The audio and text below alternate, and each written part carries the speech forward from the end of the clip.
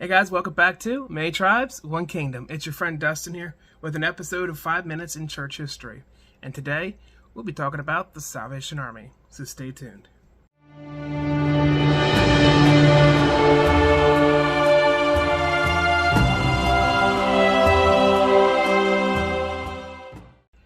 In 1865, the Salvation Army was born in the East End of London by former Methodist minister William Booth and his wife Catherine Booth.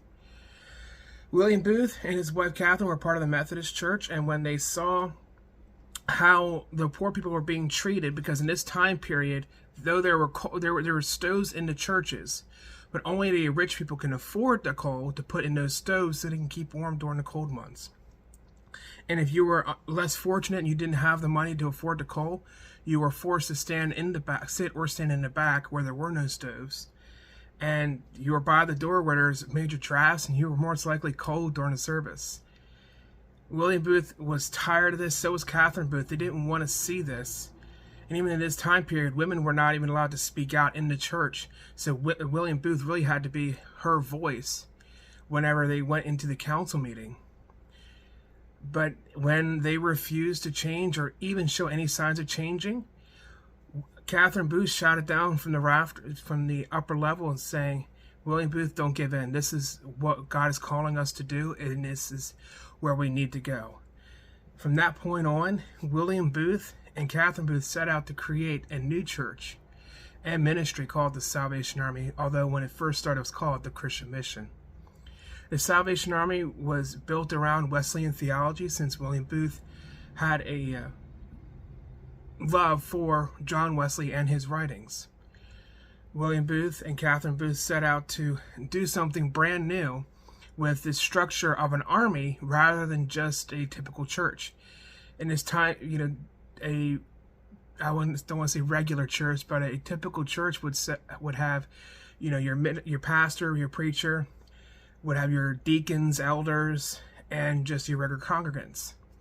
But for the Salvation Army, William Booth knew that if people were going to come and be a part of something great, that mentally it had to be changed. Not the aspect of the army was not enhanced by this army structure, but mentally people felt better being part of it or something larger than themselves, and having a military structure fulfilled that role. And numbers started to boom. Regular congregants were no longer that. They were called soldiers or adherents, which were members of the church. Your elders became local officers who were in charge of, as elders are, of specific parts of the church. And your pastors were now called corps officers, who filled not just a role of being a pastor, but working in the social services field. During their time with the United Methodist Church, in one of their meetings, William Booth was stepping down and going down to sit down. Catherine tells him that she wants to speak a word.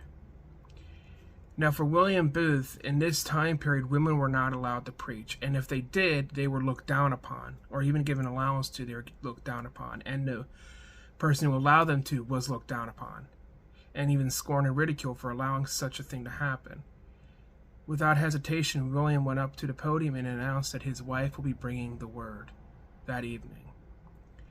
And since then, and after that point, when the Salvation Army was built, it was a part of the root and the foundation of the Salvation Army for women to have equal position and authority to their male counterparts.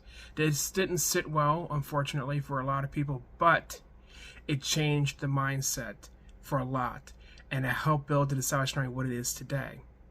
And this even helped to shape the Salvation Army in a different way, as whenever they were to go, as we call, invade another country or go into another nation to bring the gospel, to start the work of the Salvation Army, instead of bringing a westernized version of the church or of the army, they said, you know what?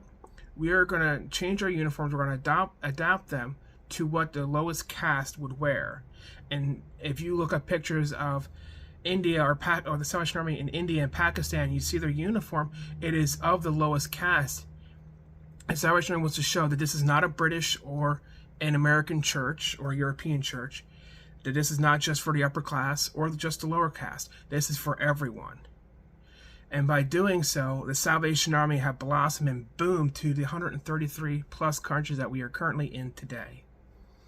Thank you guys so much for watching this video. I hope you learned something new about the Salvation Army. Have a great day, and God bless you.